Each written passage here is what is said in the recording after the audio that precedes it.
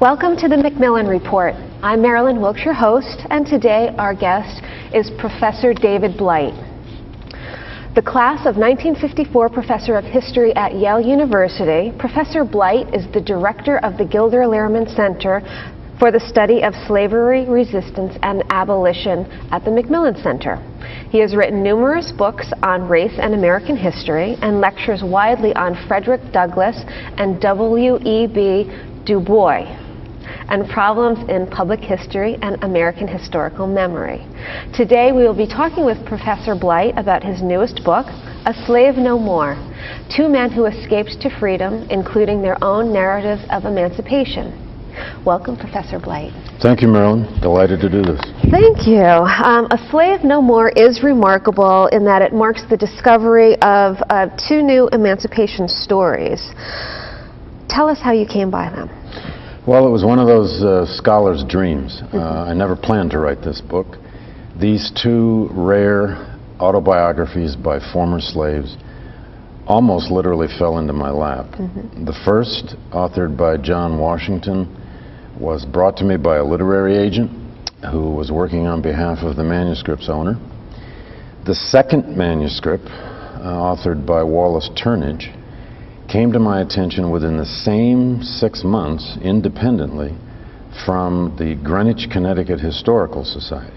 I was invited there to give a lecture, and while there, the director said that her staff believed they had an authentic slave narrative, and would I have a look at that one. And the truth is, I hadn't paid enough attention even to the first yet, because it was at a moment in my life when I was moving to Yale. This was 5 years ago. But when I sat down with the two of them, I realized what I had were two post-Civil War autobiographies by former slaves, and their stories are largely about how they escaped from slavery in the midst of the Civil War. And they're quite rare documents. We don't have very many of these. Yeah, my understanding is it's basically just a handful of emancipation stories. Well, there are really two parts of the genre of slave narratives. There's the pre-Civil War genre, from roughly about 1745 until the end of the American Civil War. We have approximately 65 autobiographical treatments by former slaves published in English. But from the end of the Civil War until about the 1920s, when the last of American slaves were dying off who wrote about themselves, we have only about 55. And some of these are quite short. They were columns in newspapers. One of them is very famous, Booker T. Washington's book called Up from Slavery in 1901. But what makes these two documents so extraordinary is that these had never been published. They had never been through any kind of editing or filtering process, and they arrived in my lap as raw pieces of writing, in one of the two cases possibly never seen by anyone except the author's closest family members. And even in the other case, it hadn't been seen by anyone beyond family members except possibly a few people. So they arrived without anyone having touched them. And my challenge then was to decide what to do with them. Would I simply publish them and write an introduction, or would I try to uncover the lives of these heretofore unknown, seemingly ordinary American slaves who nevertheless, one in 1873 and the other undated, but probably in the 1880s, sat down and decided to write up their story, especially the story of their emancipation. So I did indeed ultimately publish them in this book, but I also, with the help of a tremendous genealogist at the New York Public Library, Christine McKay, was able to locate enough, and in some cases a lot, of documentation, particularly about their post-war lives, so that I was able in the end to try to write, in effect, a kind of dual biography of two otherwise heretofore unknown American slaves, and to write a book that is essentially about the process, the story of how emancipation of 4 million slaves actually happened in the midst of the chaos and disorder of the Civil War. Let's talk about the actual journals themselves. What did they look like? You know, were they pieces of paper? Was it a bound? Yeah. And was it difficult to decipher at all, the writing? It was not difficult to decipher the writing, and it was actually not difficult to authenticate them. That actually was the easy part. In the case of John Washington, his manuscript survived in his family. It survived actually with a granddaughter who lived to be quite elderly in the 1970s. Her name was Evelyn Washington Easterly. And she was living in Massachusetts, but before she could do anything with it, she died. But she had left it to a very close friend, a woman named Alice Jackson Stewart. And Mrs. Stewart worked with the manuscript and collected a lot of documentation, including fabulous family photographs. But she too became elderly, and in the 1980s she died, and she left the manuscript to her son, who is an African-American retired judge in Boston. His name is Julian Houston, and he's now the owner of the manuscript. In Washington's case, he wrote it on essentially loose paper. In the other case, Wallace Turnage, he actually wrote it in a leather-bound stationery book that he bought at a stationery shop in Lower Manhattan, because it still has the insignia of the shop on it. His survives in an even more extraordinary way. It was preserved by his daughter.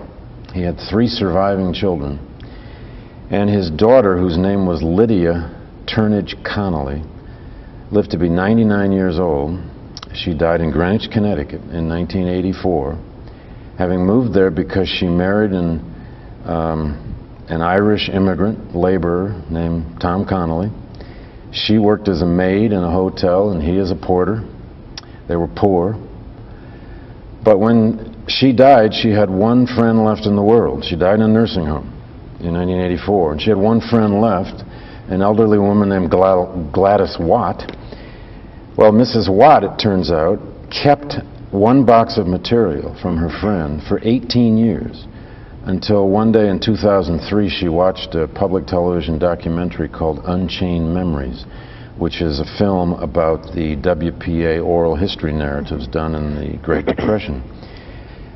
She watched that film, and as the people at the Greenwich Historical Society tell it, it was almost literally the next day she called them up and said, "I may have something that would interest you." They sent someone out, and indeed she did. What she simply had was one box, and in that box was and is a black clamshell box. Clamshell in the sense that it has a top that you take on and off, into which this narrative fits perfectly. Excuse me. And he wrote it, as I said, on blue-lined paper in this stationery book. It's as though his daughter was preserving it either as such a precious thing, or possibly because she was hiding it, because we do know now that Lydia was passing for white. She explained her tan complexion, according to her surviving friend, by saying she was Portuguese.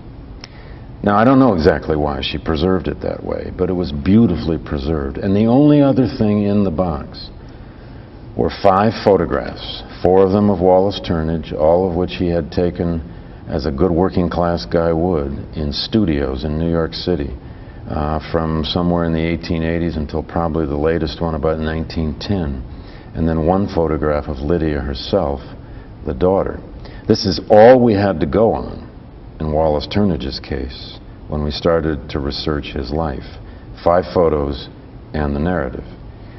But through census manuscripts, city directories, bank records, church records, a lot of newspaper research, and a lot of other material, we were able to uncover not only a fair amount about his life as a slave, but also of his post-war life. And in Wallace Turnage's case, he lived until 1916 as a common laborer in New York City. Married 3 times, 2 wives died. He had 7 children, 3 of whom lived to adulthood. And in John Washington's case, he lived till 1918. He and his wife Annie lived most of their adult lives in Washington, D.C. They had 5 sons, and as I said, it was through the daughter of his youngest son that this manuscript survived. Let's talk about John Washington and Wallace Turnage, the 2 gentlemen whose narratives you came by. John Washington was born in Fredericksburg, Virginia in 1838. His father was a white man, though he never named him. If he knew who his father was, he didn't tell us. In fact, the greatest frustration in my research on this is that I have never been able to determine his paternity, nor even how he got the name Washington. One speculation I have is that he made it up. That if you're in central Virginia, you be a Washington. Why not? There are lots of them. He grows up in a town, largely, a city, Fredericksburg, Virginia. His mother, by the way, was a slave woman named Sarah, who was literate and taught him his first alphabet and his first letters. In that sense, he was a very lucky guy. He's very talented, he's skilled, he's highly valued by his owner. By the 1850s, when he was a teenager, they began to hire him out, which was a relatively common practice, especially in urban slavery. He was hired out to do odd jobs. He was often hired out for a year at a time. At one point he was hired out to a tobacco factory, where he said he actually really enjoyed the routine of the work, in part because he got to learn all the black work songs. He also fell in love. He fell crazy in love, because among the documents that have survived with John Washington are extraordinarily rare love letters and fragments of a diary. And most of that diary is actually about his courtship of a young free black woman named Annie Gordon, whom he will later marry. Now, he bided his time, and John's escape came at the very first arrival of the Union Army on the Rappahannock River in Fredericksburg in April of 1862. He describes an extraordinary scene. He's working at a hotel in Fredericksburg called the Shakespeare. And he was, again, a highly valued worker. He was sort of a steward. The owner would give him the payroll to pay off the slaves who took the money home to their masters.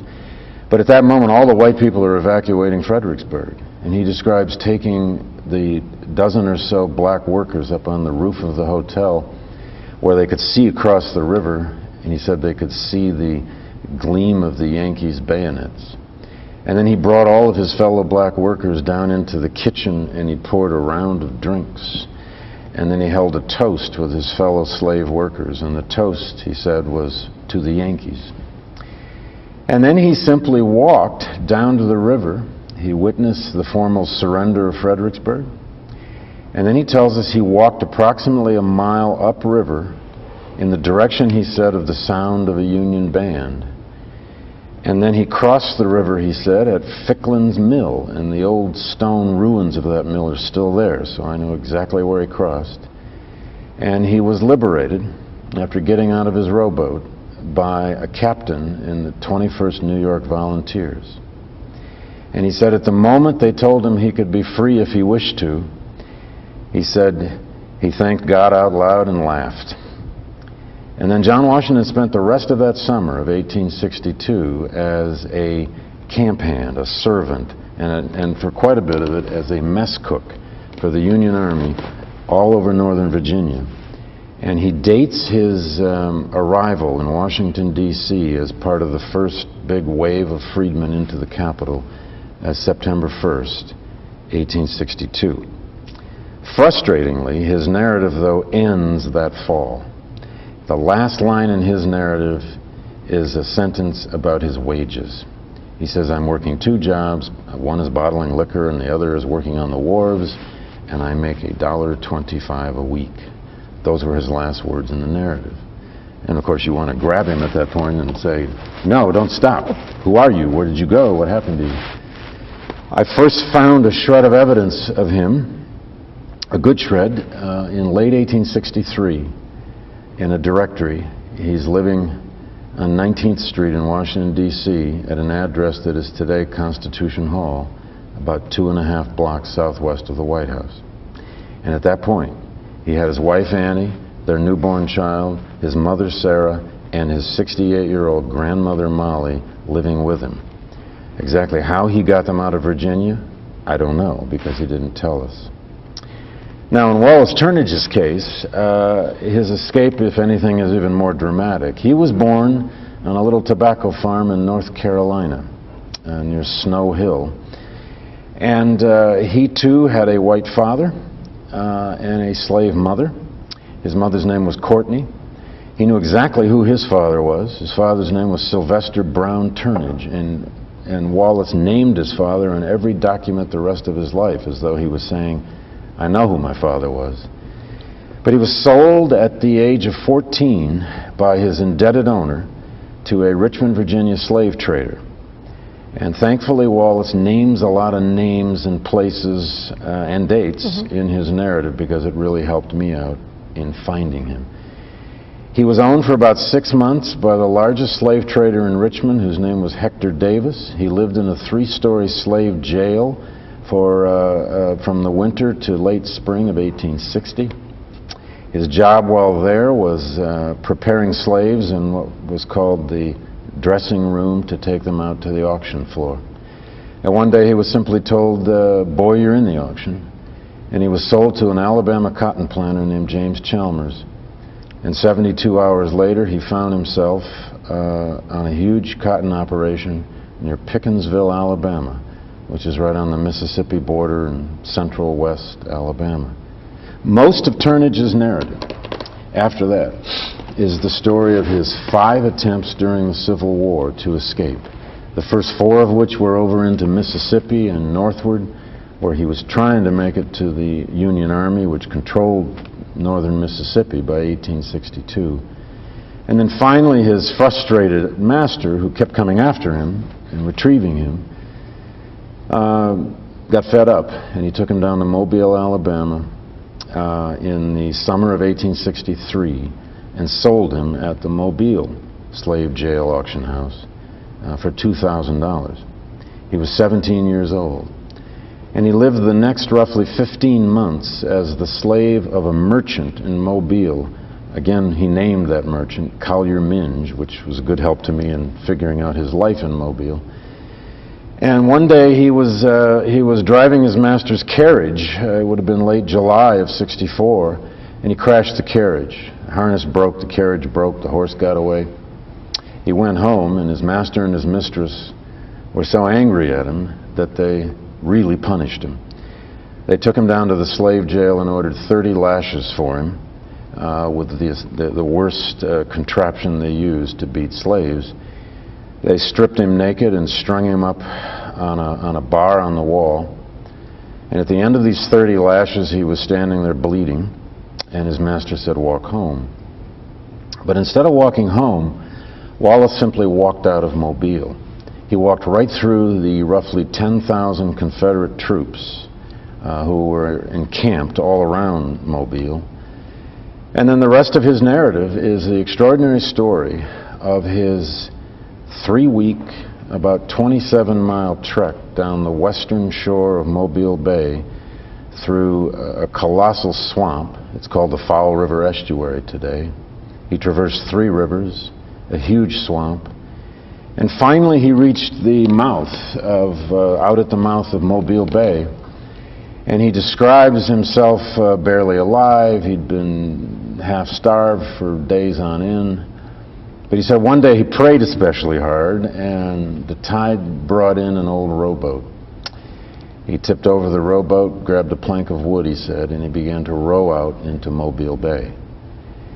And then comes his most dramatic moment of his narrative, and you can almost feel him on the page trying to capture that moment. He describes how a wave is about to capsize his boat, and then he said he heard oars, and the oars he heard were a Union gunboat. And in that gunboat were about 8 sailors. They told him to jump in, and he did. And as Wallace sat down in their boat, according to his testimony, he said, the Yankee sailors looked at me and they were struck silent. And I don't doubt they were. They then rowed him to a Sand Island fort. They clothed him, fed him, put him in a tent overnight. The first acts of kindness he'd ever experienced from white people in his 17 years. And then the next day they rowed him over to Dauphin Island, which is the huge, big sandbar island at the mouth of Mobile Bay. And there in Fort Gaines, in late August of 1864, and that old fort is still there, he was interrogated by the Union commanding general of the entire region, a man named Gordon Granger, probably because he was an escaped slave from Mobile and they wanted intelligence. And in that interrogation, Granger gave him simply two choices. He could join a black regiment that they were organizing, or he could become a servant to a white officer. And Wallace chose to be the servant.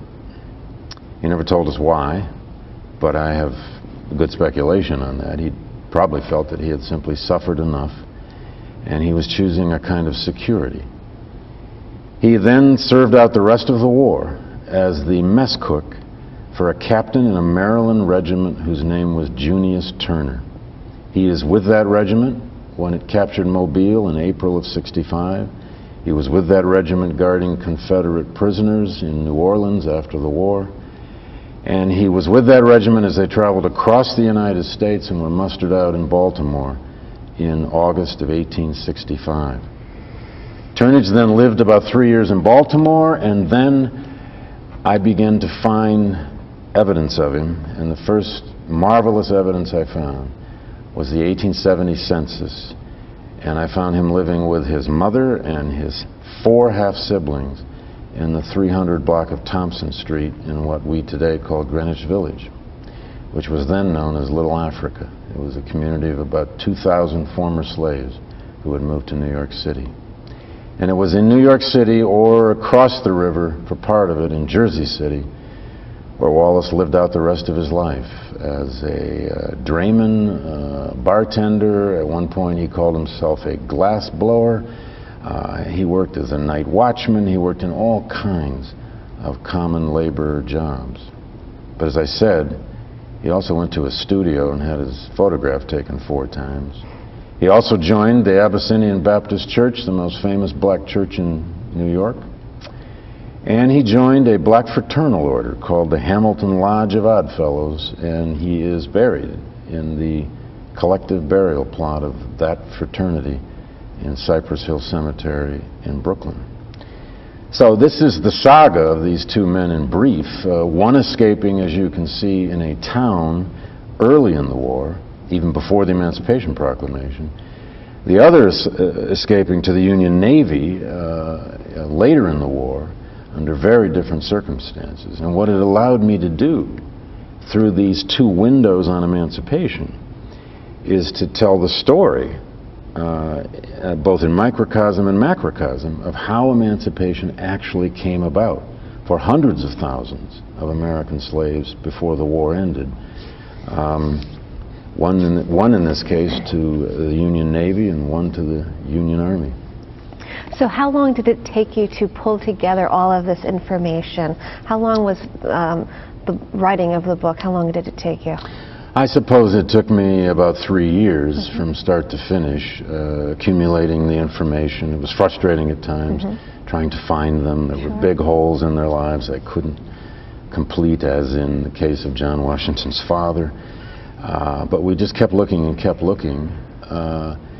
And then I decided ultimately that I wanted this to be a sort of dual biography. I was particularly interested in telling their post-war lives the best I could. I wanted to be able to say something through their stories of what actually happened to some of American slaves who became free in the war, lived in cities, in some cases migrated north, became part of the first generation of an urban black working class, developed families, joined churches, were in fraternal orders, and in John Washington's case was president of the Black Sunday School Union in Washington for 10 years. And I found enough information, a remarkable amount of information, that I was able to do that. I also found out a lot about their children and what happened to them, the kinds of lives they lived. And quite remarkably, by continuing to dig and dig and dig in obituaries, we also finally found a living descendant. We knew there was no likelihood of living descendants in the case of Wallace Turnage because all 3 of his children died childless. but we knew there was a good chance with John Washington. And by details I will spare you, approximately a year ago, we found the living granddaughter of John Washington. She was then 89. She's now 90 years old. Her name is Ruth Washington.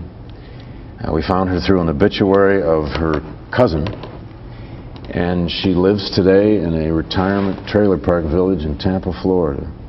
And about a year ago right now, I had the out-of-body experience of calling a nearly 90-year-old woman one night to tell her I was about to publish the autobiography of her grandfather.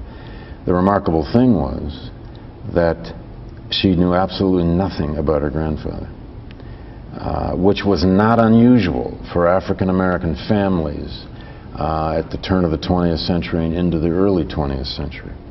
Her father was John Washington, Jr., but her grandfather, the author of the document, died the year she was born, and she's told me now many times that her father never talked about the past. She had no knowledge whatsoever that her grandparents had ever been slaves, and she had never even met them. Her grandmother lived about 9 years after she was born and never met her. But we've had this remarkable experience now of being able to show her a big part of her family's history. And I've even had her at now 2 public events with me where she speaks along with me and even signs the books with me. And I suppose a lesson in that is that one should never say never, and also that the past, especially this past in America, our past with slavery, the Civil War, emancipation and its aftermath, is not that far back there. We have living grandchildren. Some of those living grandchildren are this week, next week, facing a chance to vote for an African American for president. And in some ways, I can't wait to call up Ruth and ask her what it felt like. Wow, remarkable stories. Thank you so much for being here with us today and sharing your research with us. Well, thank you, Marilyn. I enjoyed it.